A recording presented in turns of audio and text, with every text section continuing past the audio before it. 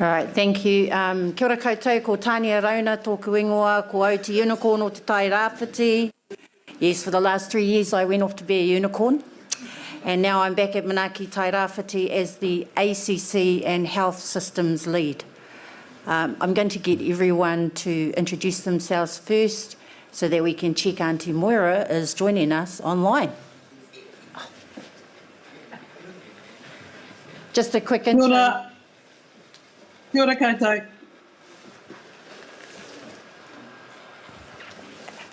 So there's been this amazing transformation within Manaaki Tairāwhiti. We have a lot more men. Yes, balance. Kia ora tātou, reo te ropi ahau, ronga whakaata me ngai tamana hiri, o ku iwi tiranga nui a kiwa toku kai. Kia ora tātou. Kia ora te whānau, ko Walter Shepherd tōku ingoa, tēnā koutou.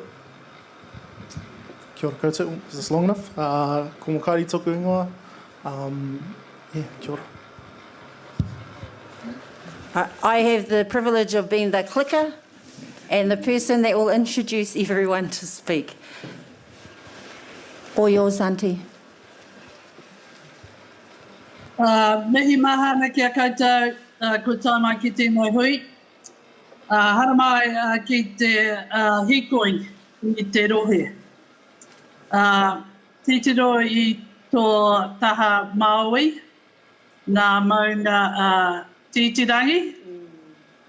Ki muri ki tō whare, te awa Waikanai, anei te rohe o Rongo Whakaata.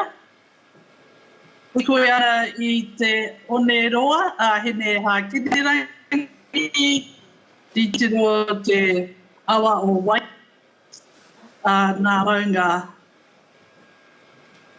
home. Haramai te taha mātau, titiro te maunga Puketapu, me Manawaru, e te arai, te awa, ara te rohe o Rongo Whakaata. Mā taki ki mua ki a koutou, te maunga te kuri a pāwa, ki raro te moana te whiro, ara te rohe o nai tā manuhiri. Anei te wāwai tapu ki oku tikuna. Kia ora.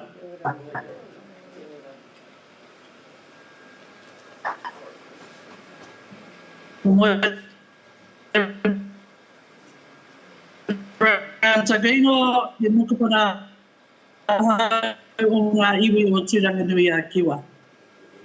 It gives me great pleasure to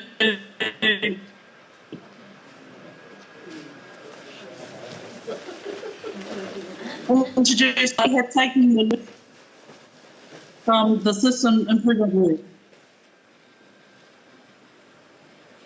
which has been developed through the leadership of Manaaki Tairāwhiti, and you would have heard in the last session the work that has evolved through the navigators work, and the Tairāwhiti way of working, and the whānau rules. For the next sessions, the speakers will talk about how we've applied the system improvement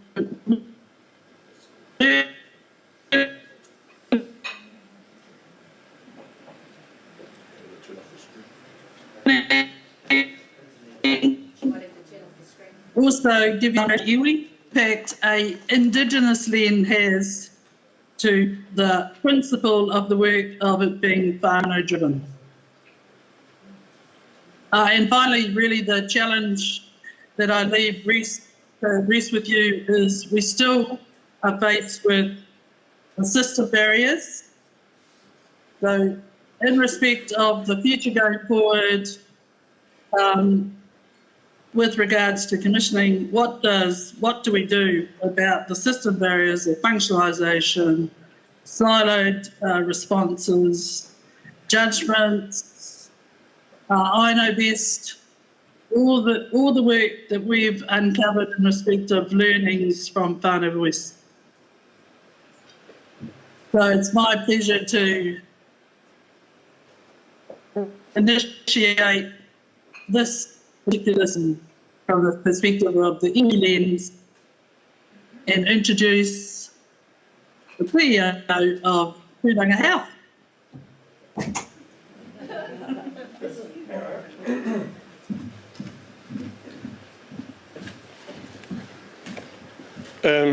If you're waiting on PowerPoint, so I've got 2 bits of paper, so we just contacted New Zealand Post, so that's what we'll use today. But ngā mihi nui katoa, ngā hoa rangatira, mihi mai koutou, mihi mai mō te tautoko te Kaupapa te rā. Iwi Tiropia, CEO for Tūranga Health, and what I'll do today is look to articulate the system learnings or the system thinking that we've been privileged to be party of from the Manaaki Tairāwhiti and shift that into a space of pragmatism and practice. And also articulate the way that of a system that rather than worrying about other systems, what system can you put in under your roof to demonstrate the ability to be nimble and agile and all those sorts of things. So that's what I look to convey. And so you would have seen in the brief, Tūranga Health alongside Ngāti Tairāwhiti, we do have an ACC package of resourcing that we've been in this space for roughly about 5 years. It's a very strong injury prevention theme. And the umbrella that we've been able to underpin it with is tuarai, which is the space of well-being. And well-being as an embodiment, shifting whānau from a space of kahupoa, darkness, to toiora, where whānau can flourish. So that's the underpinning kaupapa that we've been able to unlock for 3 particular whānau audiences. First 2,000 days, young mums, kaumatua, and kaimahi in primary industries. So we'll really sort of look to embody those 3 sort of whānau groupings in this approach. The sweet spots that we've zoomed in on is the whare, or the home, and the community, or the kāinga. And we've articulated that way because it embodies the space of obligation, who we are as tangata whenua, and effectively the space of privilege. It's always a privilege to go through someone's whare, either in the front door, in the back door. And so I'll do my best to translate the fortitude of the system thinking that we've been able to put in place in Tūranga Health to allow the space to be realised. Not from Wellington, not from Auckland, but back door, the backyard. Going through that back door and making the space flourish. So that's what I'll talk to. Our considerations as I go through for the system thinking was not in the space of transaction. This is not a transactional space. This is the space of transformation. We were up for a design that in the system thinking could embrace the 5 I's. The 5 I's being intuition, inspiration, invigoration, interface, and this other, I think it's called the letter I and the letter Q, joining those together, a bit of intelligence, a bit of common sense. And that's what we were going to have a go with. A lot more different from the space of conformity, a lot more different. To realise a space that could give us speed, agility, real timeless, all these sort of attributes that theorists will talk to, but pragmatists, you've got to turn that space on. And so what we would underpin that with was 5 key principles. This notion of authenticity. Could we be authentic in the system that we would control? Could we be real? Is this going to be realistic? Is it going to be timely? To unlock a biro, would it still take you 6 days to do that in your internal system? Could this be timely? Could you validate this space? Your mechanism of validation. Was it across, or was it something as Pluto went flying past it fell out of the sky? And could this be sustainable? Did you do it once? Did you do it twice? Did you do it 3 times, 4 times? Could this be sustainable? Or was this just a one-off so it could go to the H.B. Williams Library and sit on a shelf? So those were the sweet spots. We loved it because it was the space of nothingness. That's what we were going to go That's what we're going back with. Try and do things differently and unlock a space. So the key things that we were after when we defined the system, our internal system, was what would we put on notice. And so when we're talking about a system, we're talking about finance, we're talking about HR, we're talking about IT. So rather than have the IT department, the HR department, the collective worth of coming together. So we would back collectively, not as silos. As highlighted by Leslyn, those were some of the learnings. And I won't take pot shots at public servants, but when you look at the architecture, a lot of that architecture is designed that way.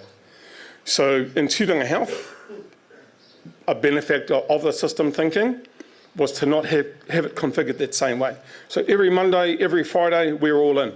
Cleaners, the CEO, from 9:15 to 9:30 of the week that is. What's on the Kaupapa? What's on the dial?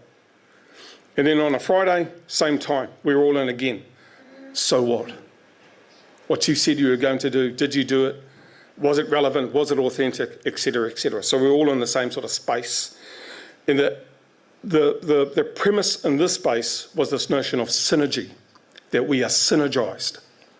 HR don't sit on Pluto and driving things separately from finance.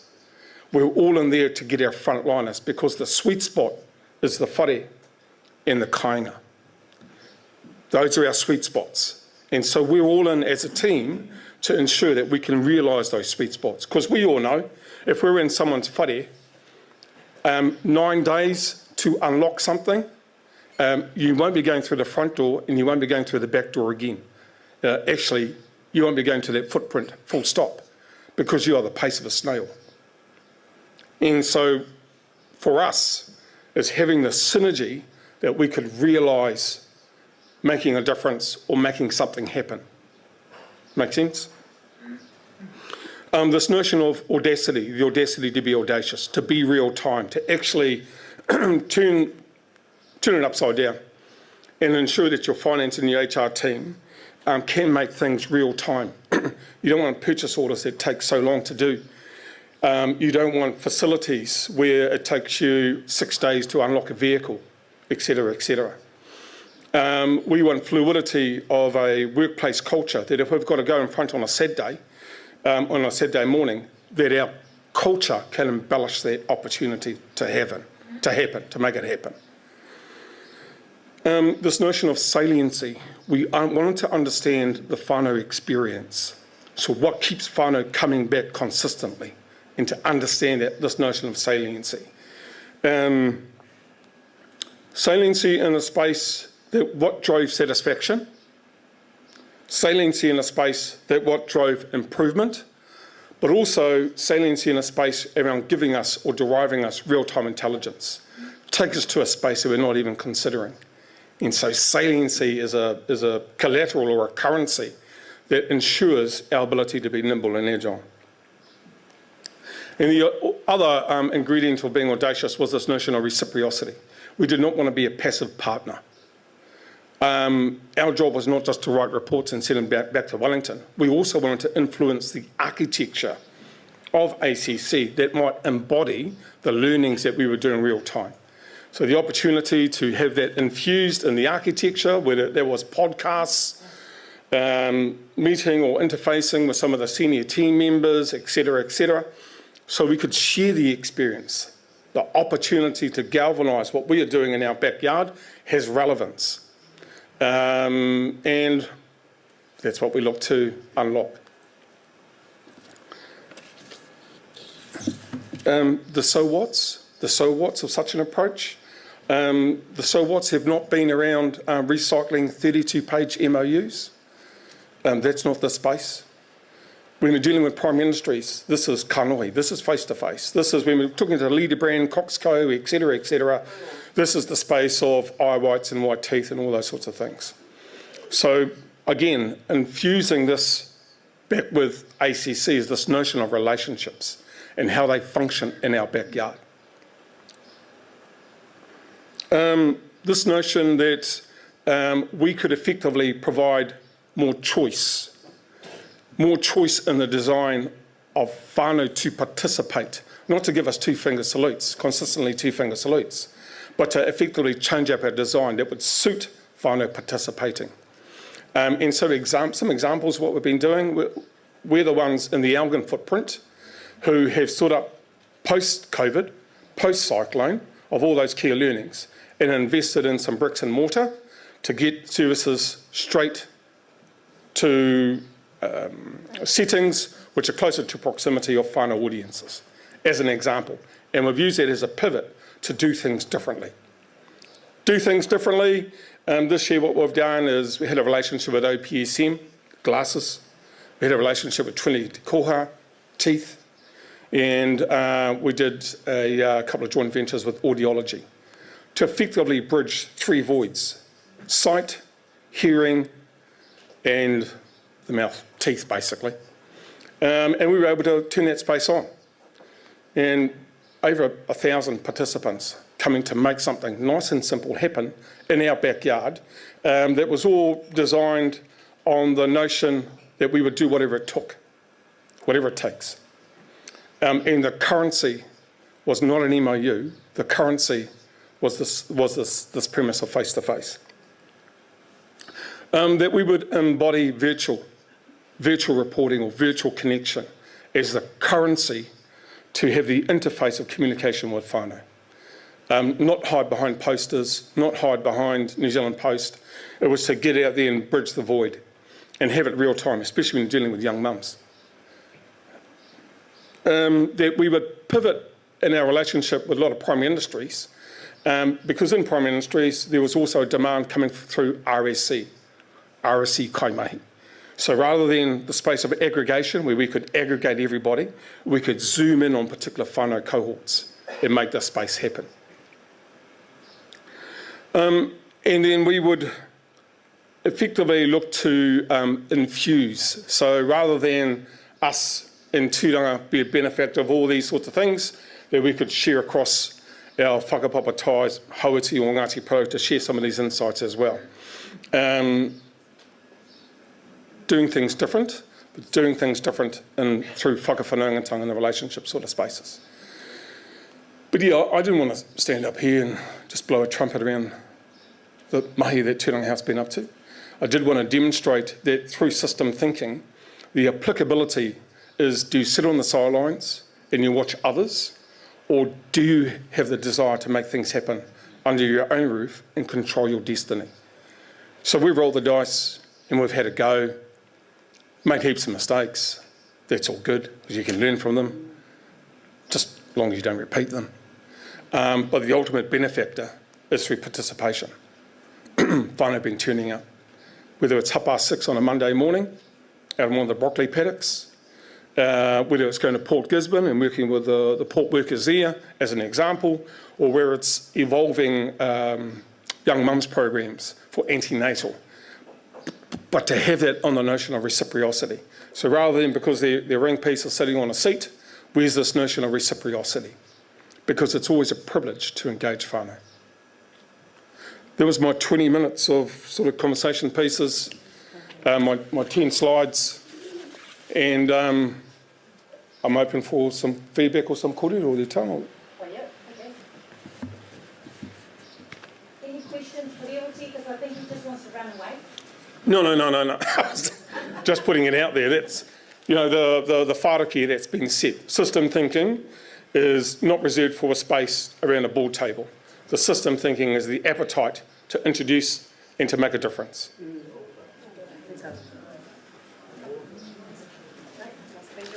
Fantastic. Thanks so much. We'll see you in Pack and Save. We'll count down. Very good.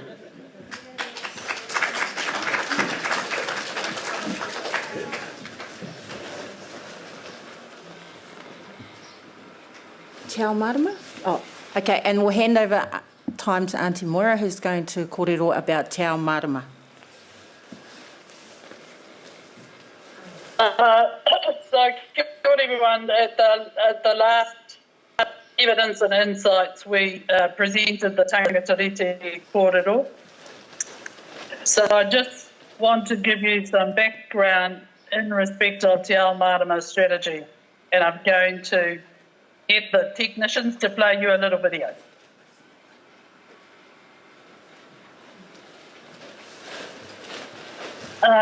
And this video is really the foundation for where the Te Ao Marama program strategy started from, and it's Chief Judge Hemi Taumanu talking about the concept and where it all started. So everyone just cross the fingers and toes, etc. Kia ora. Tata mai ira ko te pai tata whakamaua ki a tīna.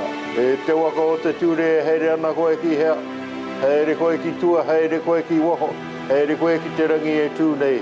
Ti hei mauri ora ki te whai ao, ti hei mauri ora ki te ao marama.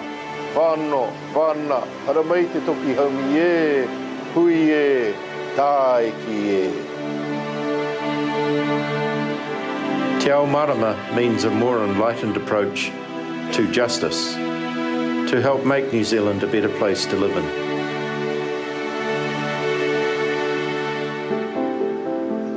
The District Court of New Zealand, Te Kaupapa Rohe o Aotearoa, is embarking on an historic journey towards Te Ao Marama in response to decades of calls for transformative change to the court system. This journey will see the District Court strive to become a more enlightened place where all people can confidently come to seek justice and be heard, seen, understood and meaningfully participate. The concept Mai te pō ki te ao marama, meaning the transition from night to the enlightened world, is grounded in ancient teachings that continue to have relevance in the modern world. In traditional Māori thinking, Te Ao Marama came about as a result of Sky Father Ranginui and Earth Mother Papatuanuku being separated by one of their children, Tāne Mahuta. Prior to that separation, all of the children of Rangi and Papa lived in the state of darkness, in the pō.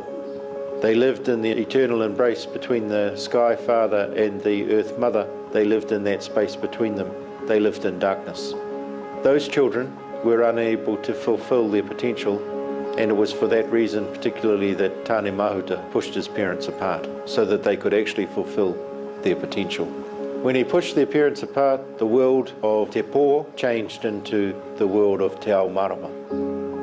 Te Ao Marama also indicates a journey to a better life. When the first explorers began travelling to Aotearoa, New Zealand, they were looking for a better place from where they had come from Hawaii, the traditional homeland of our early Māori navigators. That tradition of seeking a better place has continued. Wave after wave of new immigrants into this country are all consistent with the same theme of people coming to Aotearoa, New Zealand, undertaking a journey to find a better place for themselves and their families. This country is seen by all of its inhabitants as Te Ao Marama. Our tarnished history perhaps reveals why some people remain locked in Te Pō, unable to break free and enter the world of enlightenment. When the Treaty of Waitangi was signed in 1840, Māori possessed almost all the land in Aotearoa. 50 years later, just a third of that land was left in Māori hands. The Crown also applied pressure to extinguish customary land interests and failed to protect iwi tribal structures after land tenure reforms were imposed. Conflict led to land confiscation and unjust land sales. Many Māori felt the law had become a shackle and a means to separate them from their land, homes and livelihood. In the late 19th century, warrior prophet Te Kotiarikirangi was arrested without charge and exiled to the Chatham Islands. When he escaped with his followers, it sparked a chase throughout the country and armed conflict. Te Kotiarikirangi said to his people, "Ko te waka hei hoi hoinga mā koutou he muri au, ko te waka o te ture. Mā te ture anō te ture e aki." In other words, what he said to his people was, when I am gone, the vehicle for you to use is the law. For only the law can engage with the law. Those words still resonate strongly today, because it is only the law that our people can engage with when they are dealing with our court and when they are dealing with our system of justice. But over the next century, the law led to further erosions of a Māori way of life. It restricted the use of many cultural practices and banned te reo Māori in schools. In the 1950s, many Māori whānau moved to cities in what became known as urban drift. There, they were expected to practice a Pākehā way of life. But in the 2 decades between 1950 and 1970, the proportion of Māori entering prison doubled. The calls for change and transformation to the justice system began in earnest with the seminal reports of the late 1980s and over the past 4 decades. The reports made it clear that our justice system, based on the British model, was not working for Māori and ignored Māori practices and processes.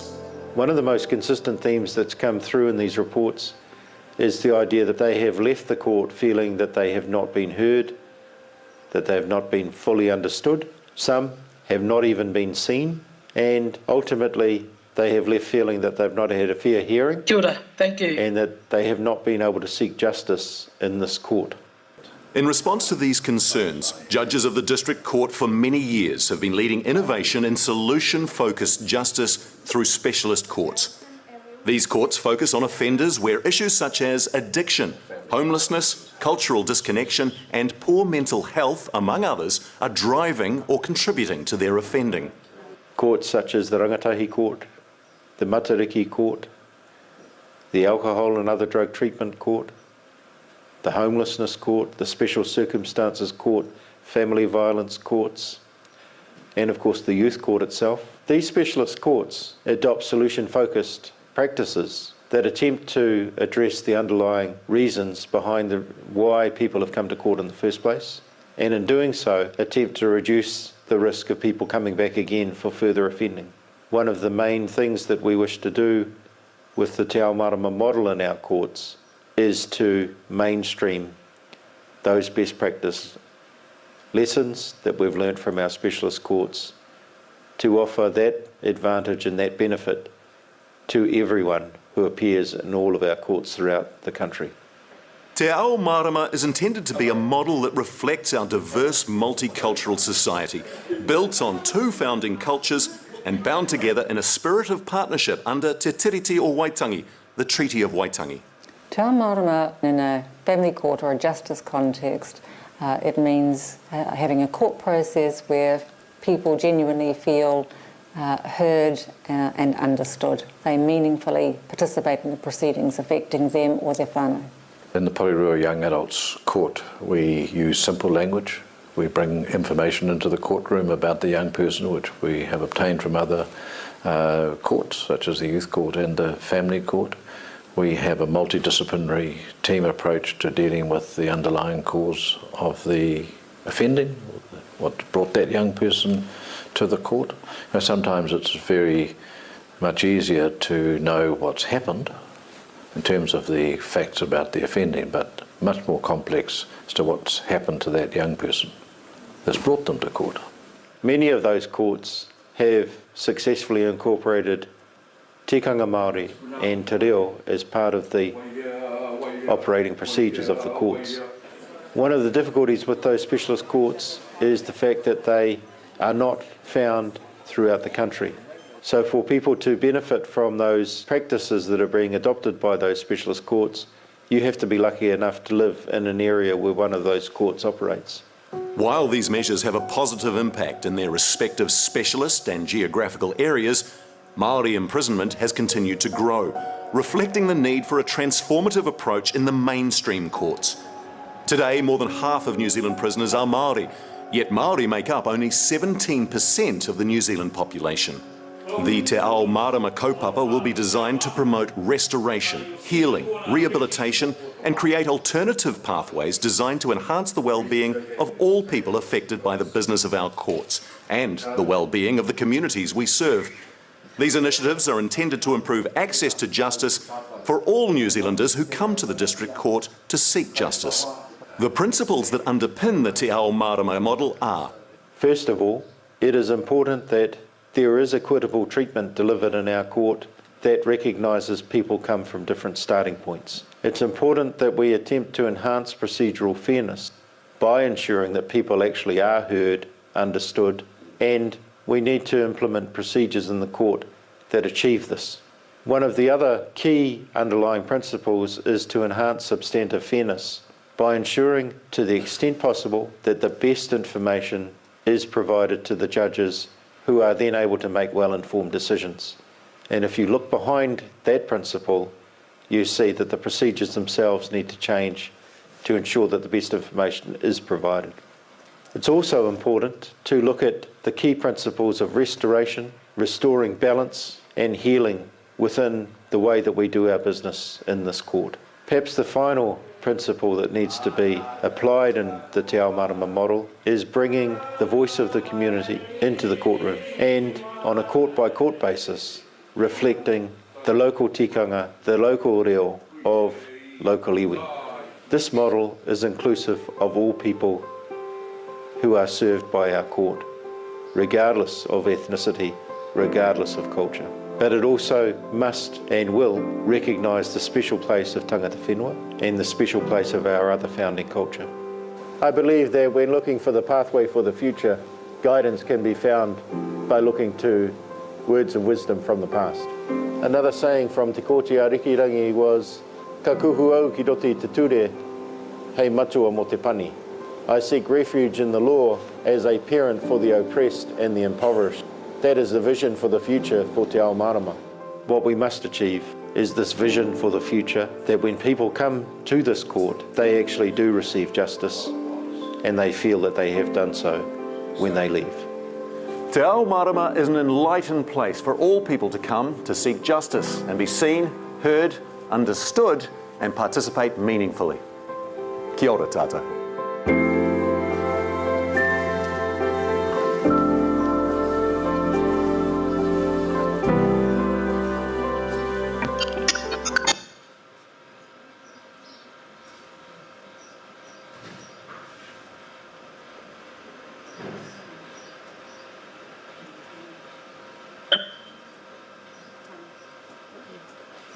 Over to you, Auntie.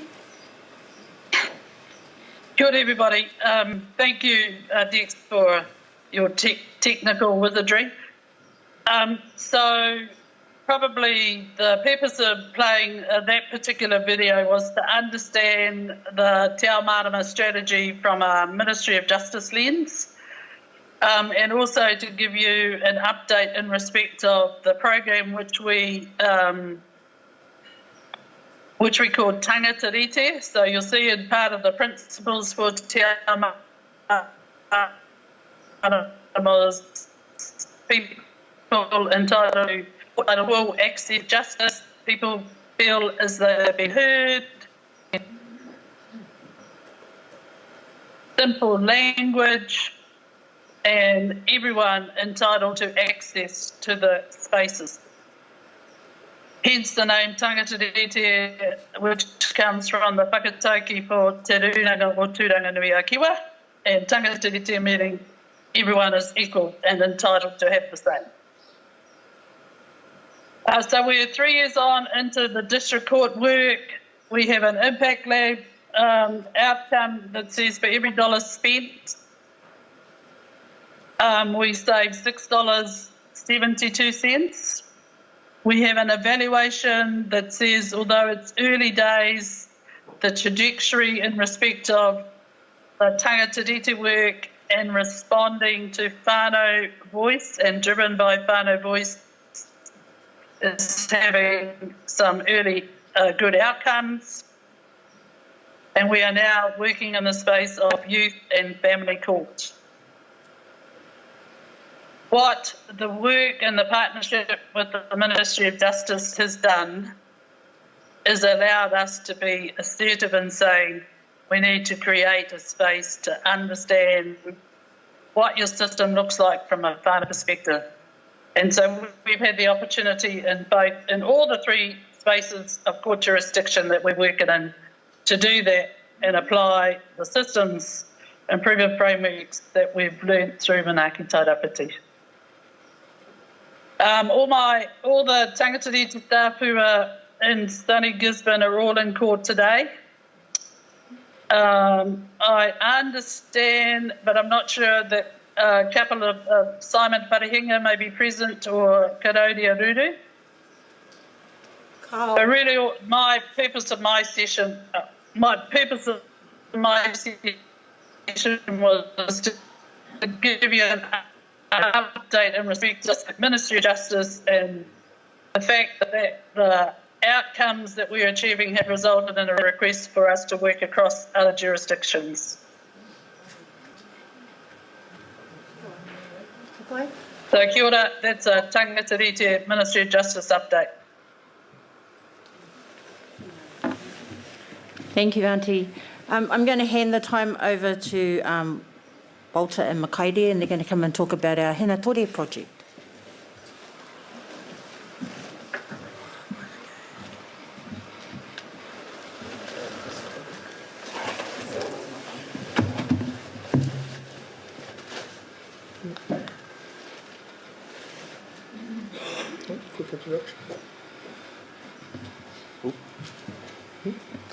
Hautoto, ko tū heke ana, ko rongo heke ana ki te ngā hau o tū. Utaina taku kawa nei, he kaua tua maunga. Kawiwini kawa wana tāra pata tū ki te rangi. Au e ki, whano, whana, haramai te tōki. Haumie, huie, tai ki e. Kia ora tātou, ko Walter Shepherd tōku ingoa, ko Wāta Shepherd tōku pāpā, ko Miriaira Shepherd tōku mama. This is our housing po that we as a team created with the whakamārama of trying to tie in a marama of te ao Māori within the housing journey. So as the karakia that I just recited, being a traditional one from the Horota Waka, which seem to be most of the whānau that we use throughout our test and learn hononga back to the Horota Waka. So at the top of the po, we have whānau. Whānau, when you traditionally walk into a wharenui, you mihi ki te po. Top of the wharenui, and then down. That being the most important part of our journey, whānau voice being driven when we engage with our whānau through their journey. Any door, so the two manaia facing outwards, that is through playing on the words of tāwhiti, being one of the main forces of the winds, playing on also the kupu of pōwhiri, whiri. So either door, whānau can come in and know that they will be, can you guys hear me? Knowing that they will be guided through safely throughout their journey. Engagement, tū hono hono, the manaia facing towards each other, just in that third section there. Kanoi ki te kanoi. Finding that these are the basis points that our whānau engage more with instead of over email or over a phone call, actually putting in the mahi to meet them in person. Next part down. Ai, ka wai. Uhono, the wheku in the middle, taking the transfer of the wānanga from kanoi ki te kanoi down into the streams or throughout the currents that they are needed, the whānau that are needed to be pushed towards. So this is going through the hononga or the story of the journey, the Horota Waka here, the guides, the winds, the navigators, the tides, and how whānau get to their final destination. So pūreke reke, support gust of wind, just over there on the support. So the two wheku in the middle, navigators, housing navigators that come in and be part of that engagement throughout their journey. Then into response kohingi, the waka depicted in the blue there, you can see in the centre. That is the safe journey, the calm winds that are guiding them through. Path to housing, being the waharoa, the final steps before reaching their final destination, which is te haukainga. So trying to work with all our learnings, all our test and learns and whānau engagement to put them into a po instead of having just a normal housing map, so to say. And I'll give Makaire to Kaupapa. Kia ora koutou. Ko Makaire Kingi tōku ingoa. I'm a beneficiary advocate based at Tairāwhiti Beneficiary Advocacy Trust, but I was a former Manaaki navigator during that project. So familiar with the systems work, and thankfully with our organisation, we've been able to apply this kind of thinking from our inception. We haven't been really tied down into a lot of those different, contractual things. So we've been able to work in this way for a long time. And in particular, this piece of work with Te Hina has become the culmination of 2 years of understanding not only things like legislation, criteria and policy, but also the whānau experience and their perspective when trying to navigate such a clunky system. And that sort of speaks to the need for something like this, a familiar journey that whānau can see and sort of relate with when talking about their future endeavours. That the top whānau being the most important part of this PO is something that we as a team has held really dear. Throughout our test and learn phase and all of our different interactions with whānau, it's been very clear that a lot of other services, particularly in the past, haven't had that same mindset, and it's led to a lot of, what's the kupu? Their lack of confidence in these services. So we felt it was pretty important to bring this kaupapa to a document like this, and these particular steps have become our value steps when creating our systems moving forward. Whānau are the most important aspect of that journey, and they should always be the driver. Regardless of who comes in and hitchhikes and jumps in the back for support or drops off at the gas station to get snacks, they're the ones that are driving that journey, and they should be at the driver's seat the whole time. Being able to approach any door speaks to being able to talk with those trusted practitioners that they have been able to build a rapport with or a relationship with, and being confident in the fact that they will still receive the right amount of support any door they go through. The engagement part is more so giving whānau the confidence in sharing their story, being with a trusted practitioner who they know will be able to take that taonga and deliver it to the people that may need to hear it, or be able to pass it on and give them the support they need. Understanding is the concept of all of these different practitioners involved in a whānau's journey, coming together and laminating what they've heard and understanding exactly what whānau are wanting. The journey of support is about making sure that whānau are still the drivers in their journey, and they're able to engage, disengage, re-engage whenever they feel and in what capacity they feel. And that speaks to the practitioners being able to apply their work whenever they're asked, really. The response is just, making sure that we're, as practitioners, we're meeting the steps for whānau, making sure that their demands are being met or their goals are being met, or they're moving into a space where they feel more confident in the system so that we can start meeting those goals as well. And then from there, our path to housing, giving it a bit more of a housing lens in particular. This is, I haven't nailed this down into particular systems yet, but this will be reflected in the types of systems we try to create. So whether it be emergency housing, transitional housing, community housing, social housing, all the different aspects of housing will be encompassed in this particular step, and making sure that they uphold these same values. And then from there, hopefully, once we uphold this kaupapa, people will be able to meet and have a cup of tea in their forever home. And yeah, that's our kaupapa.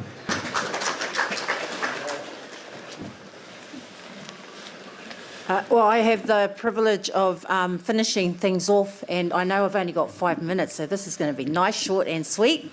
So the next steps for our iwi is we have learnt from all of the work that we have been doing. We know that things can be done better, and we will be inserting ourselves throughout the ACC and health system to bring them into the fold.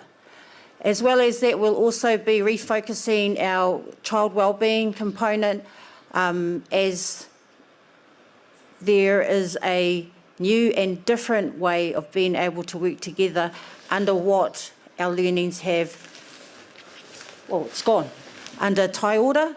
So our two iwi, Te Runanga o Turanganui a Kiwa and Te Runanga Nui o Ngāti Porou, welcome you all to join us on this journey, to be a part of what we all know can be great. Because, you know, if I'm being honest, we've done some pretty amazing things as a community, because we didn't do it on our own, we did it with all of you. And it's always been a privilege to serve in our community alongside all of you and the wonderful talent and specialist skills that you all have. So, Auntie Moira, is there anything else you'd like to add?